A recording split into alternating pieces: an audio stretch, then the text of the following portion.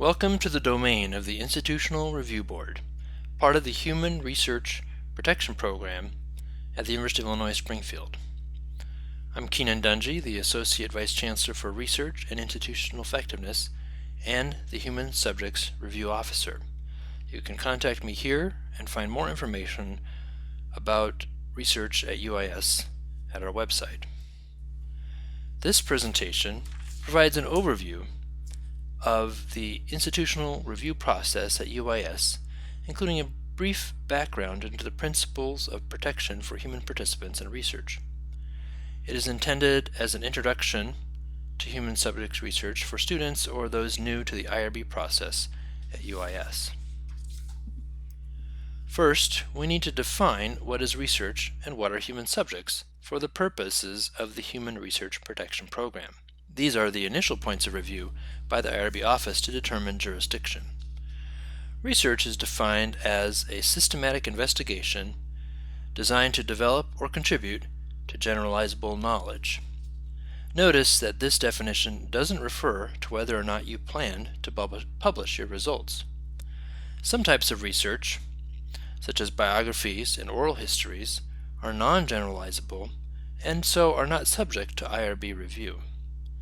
It is the investigator's responsibility to make the correct determination as to whether or not their project counts as research.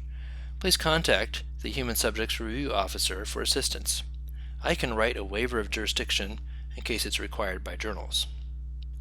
Human subjects are defined as living individuals about whom an investigator obtains information or biospecimens through intervention or interaction with the individual and uses, studies, or analyzes the information or biospecimens, or obtains, uses, studies, analyzes, or generates identifiable private information or identifiable biospecimens.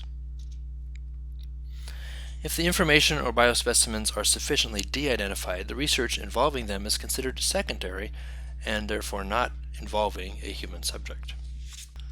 The purpose of the IRB is to protect the rights and welfare of human subjects participating in research activities involving members of the UIS community, students, faculty, and staff. The principles that guide the IRB are based on the BELMONT report, which was created by a national commission in 1979. BELMONT report lays out the ethical principles for research involving humans. The three principles are respect for persons, which is a recognition of personal dignity and autonomy; beneficence, which is an obligation to protect persons by maximizing anticipated benefits and minimizing possible risks of harm; and justice, the benefits and burdens of the research must be distributed fairly.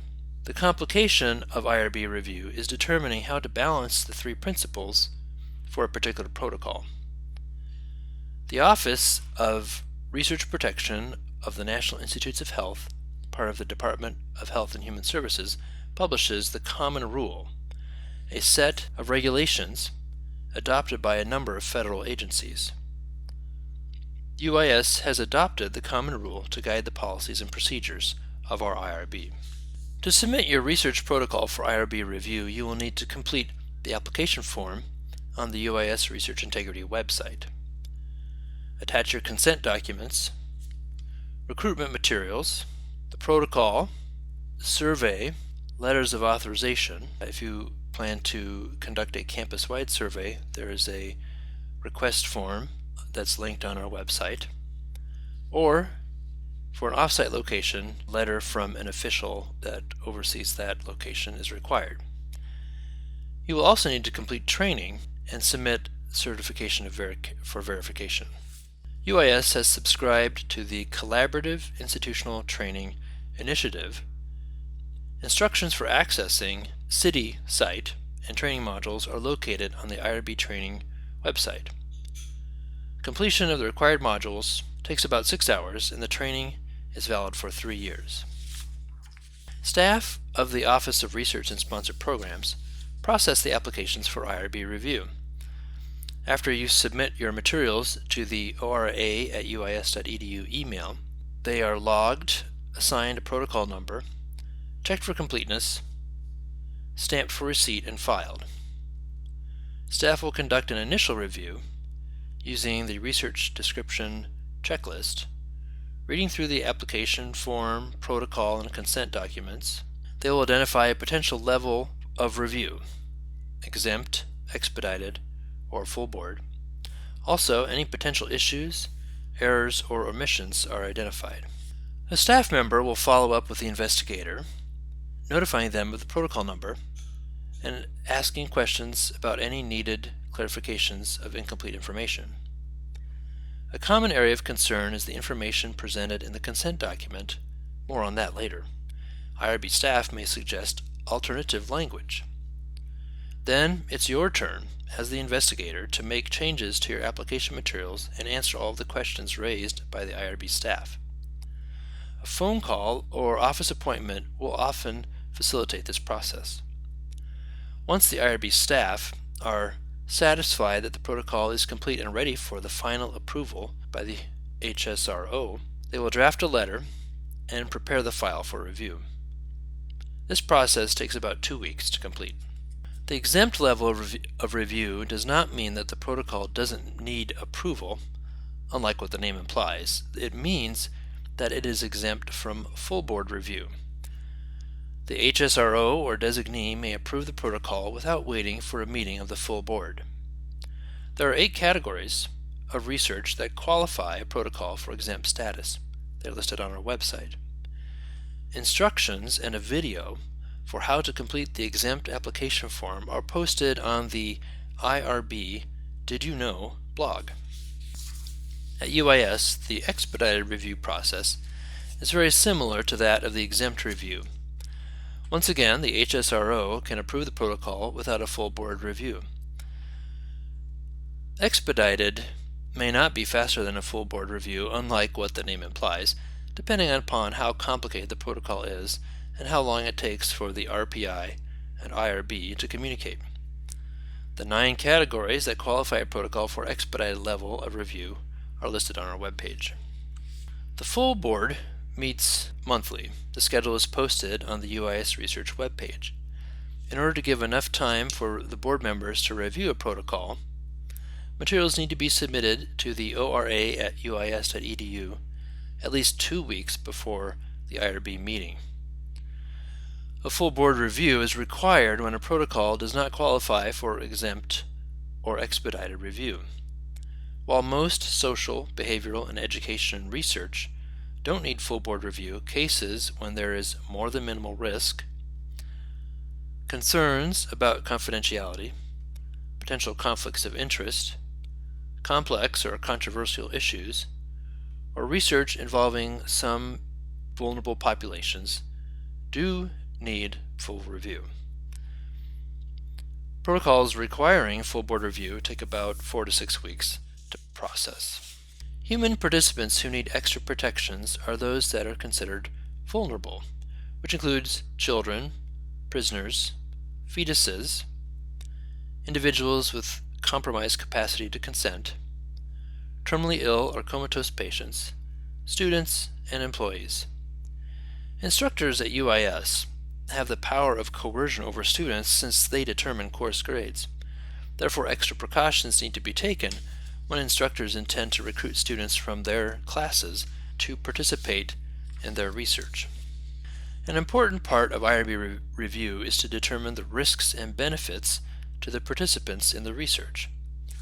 Risk analysis involves considering potential harm to subjects resulting from participation in the research, for example, emotional or physical stress, as well as what harm might occur if there is a breach in confidentiality, such as a person's reputation or employment. The research should directly benefit the participants, or at least not harm them for the benefit of others. Indirect benefits, such as progress in research, should be stated but not exaggerated. Since many risks come from the potential breach of confidentiality, a data management plan is part of the IRB application. Examples of ways to secure data are to control access to the data, use of computer firewalls and encryption, locking rooms and filing cabinets. Also, don't send data over open internet connections, public Wi-Fi, or by email. And flash drives aren't considered secure since they can easily be shared. In order to ensure that research subjects aren't being coerced, they need to consent to participate. Informed consent is a voluntary agreement based upon the participants' adequate knowledge and understanding of the relevant information of the research procedures. Assent is when the subject is not capable of giving a legally valid informed consent. In cases when assent is used, a legal guardian must provide the consent for the subject. The Federal Common Rule states the requirements for a properly informed consent. The document must give the potential subject enough information to consider the pros and cons of participating and minimize possible coercion. The subject must have adequate time to review the information and ask questions. Incentives for those who agree to spend time contributing to your research are encouraged but must be balanced with the situation. For example, if extra credit is offered in a course, then an alternative activity must be available for students to still obtain extra credit without participating in the research. If the participants choose not to complete the study, they should still receive some form of incentive being offered. Consent documents need to be written in understandable terms and in the native language of the subjects. A template for consenting participants for UIS research is available on our website. Much more information on the IRB process, including the policies, procedures, forms, templates, checklists, and tips, can be found on our website. Please contact a staff of the Office of Research and Sponsored Programs or a member of the Institutional Review Board with your questions. Contact information is listed on our webpage. Thank you for ensuring that your research is conducted in a manner to protect the human subjects.